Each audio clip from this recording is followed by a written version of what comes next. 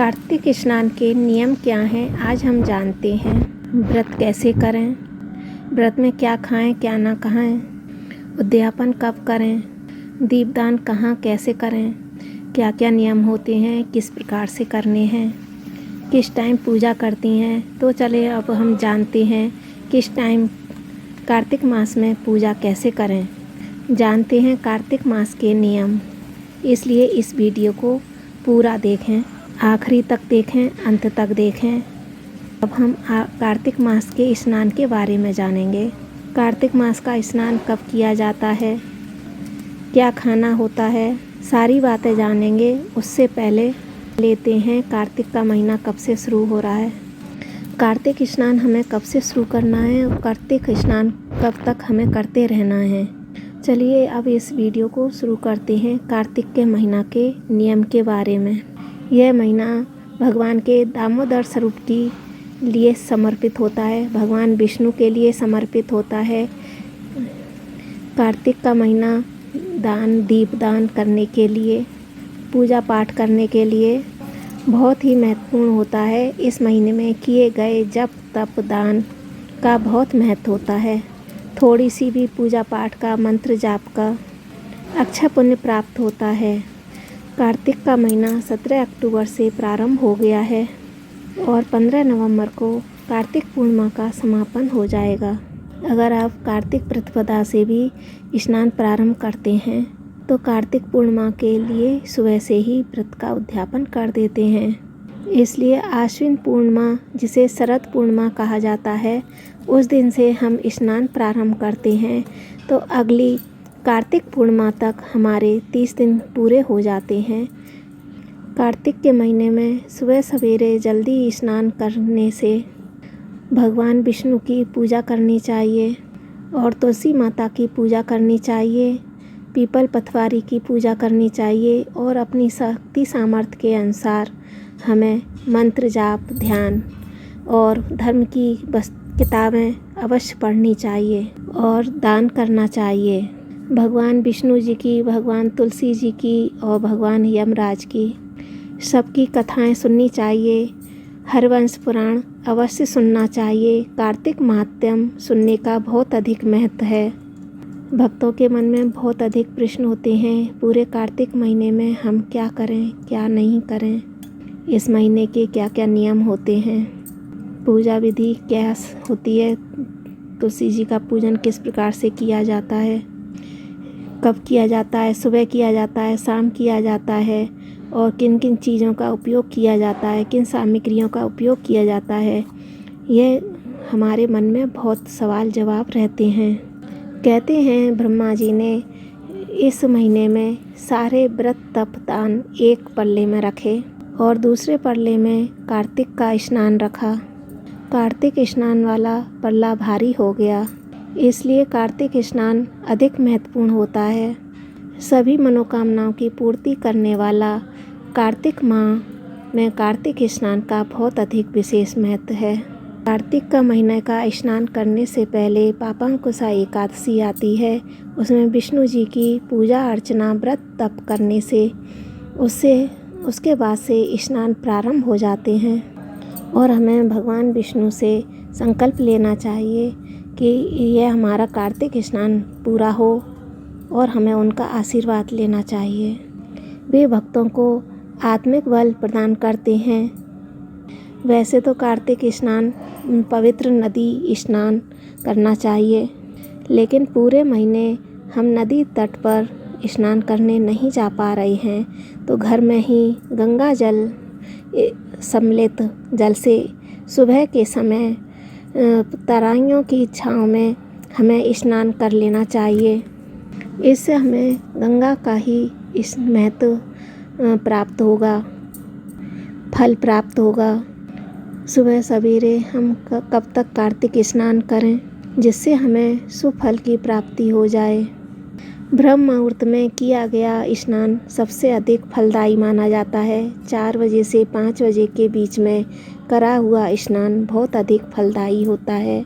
इस समय में अगर आप कार्तिक स्नान करते हैं, यह केवल सिर्फ नहाना नहीं होता है, आप इसमें नहा धोकर भगवान की पूजा करना तुलसी जी की, दामोदर दास भगवान की, विष्णु भगवान की पूजा करना, तुलसी जी को दीपदान करना और भगवान सूर्य नारायण की पूजा करना और भगवान की कथाएँ, कहानियाँ, लपसी तपसी, कार्तिक स्नान की कहानियों का स्मरण करना, सुनना, इन सभी क्रियाओं को ही कार्तिक स्नान कहा जाता है। ऐसा नहीं है कि आप नहा लिए और 4-5 दिन बाद ही आपका कार्तिक स्नान हो गया।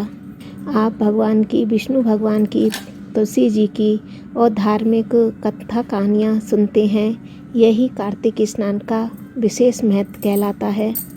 आपको 4-5 बजे के बीच में, यानी जब तारे निकल रही होती हैं और दिन उजाला होने को होता है, उस टाइम कर लेना चाहिए, क्योंकि कहा जाता है यह समय इतना शुभ और पवित्र होता है।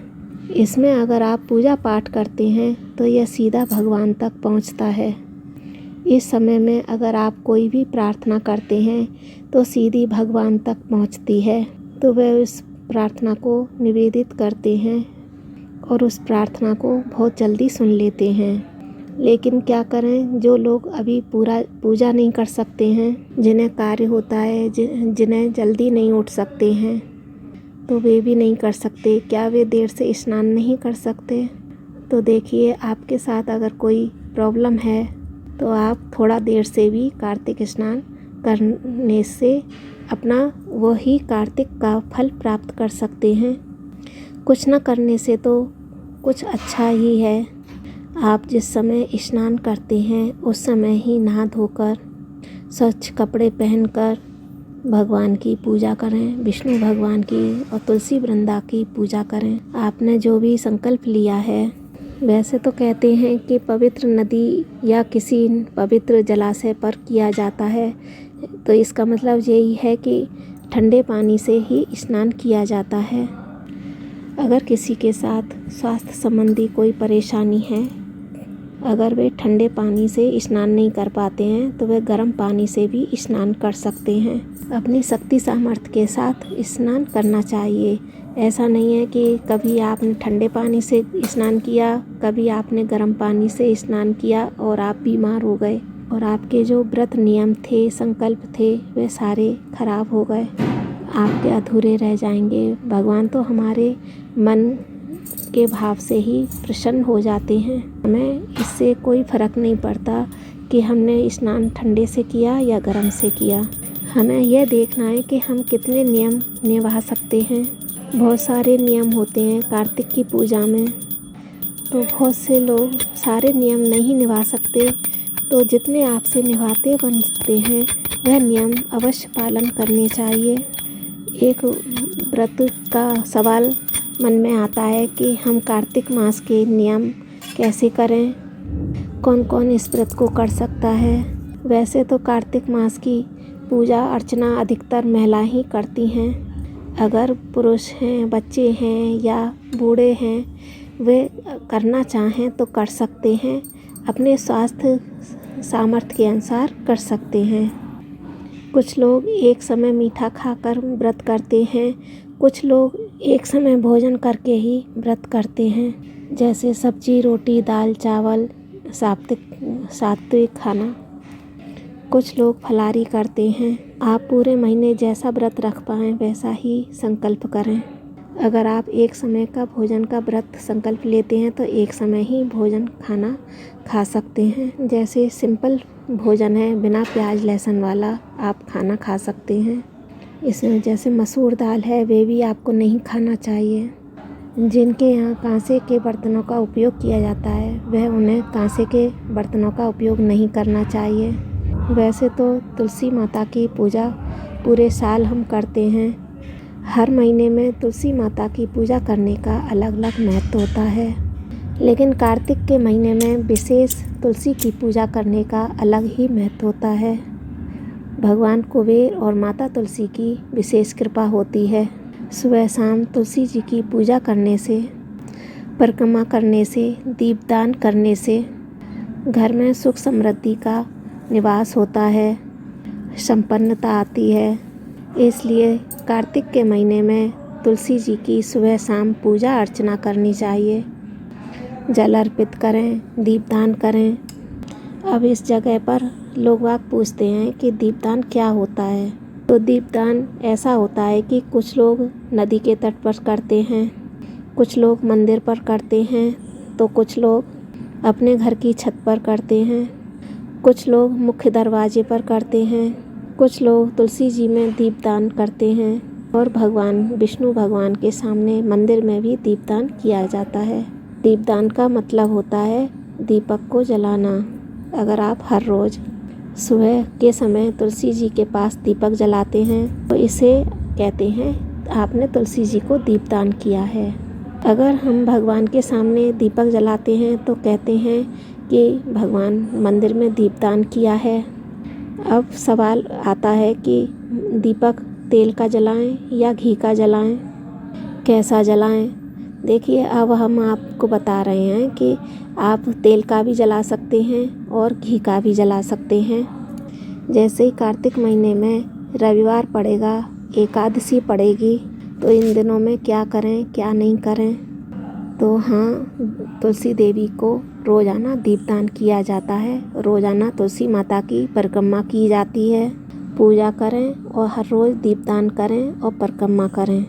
आप दीपदान करें रविवार को भी, बस रविवार को तुलसी जी को स्पर्श न करें और जल न दें, लेकिन दीपक ज़रूर जलाएं।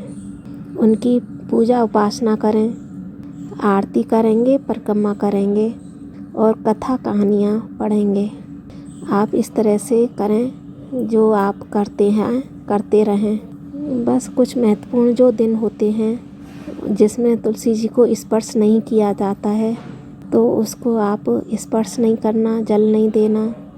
कार्तिक स्नान करने वालों को, चाहे उनको व्रत किया है या नहीं किया है, चाहे केवल आप स्नान करके पूजा करते हैं, तो भी हमको कार्तिक मास का महात्म्य, कार्तिक मास की कथाओं को सुनना चाहिए या पढ़ना चाहिए और सुनाना भी चाहिए।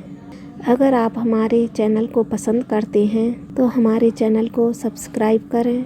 जैसे आप कार्तिक मास की कथाएं नहीं, पूजा नहीं कर पा रहे हैं और महिलाएं पीरियड से हो जाती हैं, घर में किसी बच्चे का जन्म की वजह से सूतक होती है या किसी कारण से सूतक लग जाते हैं, तो भी घर में कार्तिक की पूजा नहीं कर पाते हैं, कार्तिक मास का महात्म्य नहीं सुन पाते हैं, कथाएं नहीं पढ़ पाते हैं, आप इन कथाओं को सुन सकते हैं।